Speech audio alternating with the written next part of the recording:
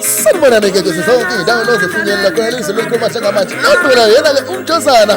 Ngithe ngigijimeke njengamanje kushona lapha emsingeni ngilapha uPatrick Mfowethu lapha athi khona nje ixokile enyanga. Sukani madoda. Asengena ke lapha ke nofunisise ethi nje emagameni amathathu engayisile lendana kaMthethwe. Ati kuthi into ngigijimeke futhi lapho kushonelana ke madoda emgababa lapha ngani lapha ke insizwa yasambo insizwa kaMkhize ke nabathi ke uSiphamu sokhune uthi nje mama wami ngisize washabekho khoma kancane ke lapha ke uKing Noba wathi nje kunabantu abathanda ukusuza. Sukani madoda yazi vele ukuthi ngamhleka mangabe sivele ntana isithi nje